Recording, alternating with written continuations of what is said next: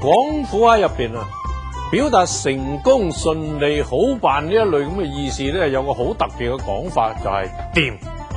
咁今時今日啊，呢個掂字咧，就連啲新客家都會用。啊，呢個節目掂唔掂啊？咁答話掂，咁就係話做得成功。啊，你做唔做得掂呢份工啊？咁答話掂，咁就係話咧做得順利。咁尤其係生意佬，更加重視個掂字，生意啊做得順風順水，咁啊就係掂咯吓。咁而家雖然個個都識用個掂字，但係咧已經好似收縮咗陣地。比如啦，我哋舊陣時啊，除咗講打戙打直之外啊，同樣嘅意思仲會講成打掂嘅。咁而家咧就唔係有幾多人咁講。咁掂用普通話嚟講就係豎直咁嘅意思，同打橫相對，所以就有橫掂呢個詞。唉，橫掂都要做呢個節目咯，不如就做好佢啦。橫掂都嚟到佛山咯，不如就睇埋祖廟佢啦。咁呢啲咁嘅講法啊，舊時係隨時隨地聽得到嘅。只不過咧，而家廣府方言啊，受到普通話部分同化，好多人咧都唔會講橫掂啊，講咗反正。一橫一掂一正一反啊！廣府話呢個橫掂同反正唔止意思一樣，連構成方式都一樣添。嗱，講開橫掂咧，我就諗起一個笑話啦。咁話說啦，2000幾年前嘅春秋時候啊，有個老國人啊擔住支長長嘅竹竿入城去賣，去到城門口嘅時候咧，佢就煩晒咯。事關咧，佢唔知應該點樣攞支竹入城。我打橫支竹佢，城門又唔夠闊；打掂支竹佢，城門又唔夠高。搞咗大半日咧，身水身汗都仲未係入得到去。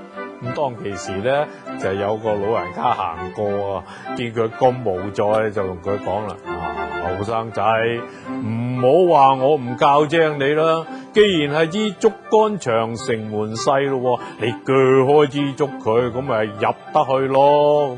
嗰個擔住支竹嘅人咧就諗啦，橫掂都入唔到去啦，不如就聽阿伯講，一於鋸開支竹啦。結果咧，佢係順利咁入咗城，之但係咧支竹就賣咗成日都賣唔出，梗係啦，你鋸短支長竹就個個都唔摳斗噶啦嘛。如果佢識得打平支竹，直不甩咁懟住支竹入城，咁咪就掂過碌蔗咯。又係啦，點解要講你掂過碌蔗而唔講掂過碌木、掂過碌竹咧？咁梗係有原因啦。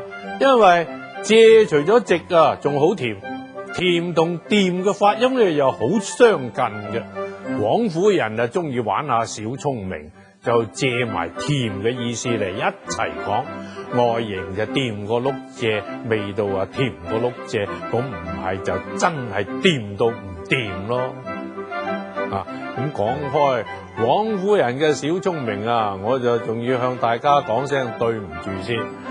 以前我講過嗰期黃種腳不消蹄啊，有啲內容呢係未講透嘅。有位老朋友批評我咁話，佢話嗰個蹄字啊，你仲未講清楚嘅喎。咁我就一拍大髀，係啦，要補救至得啊。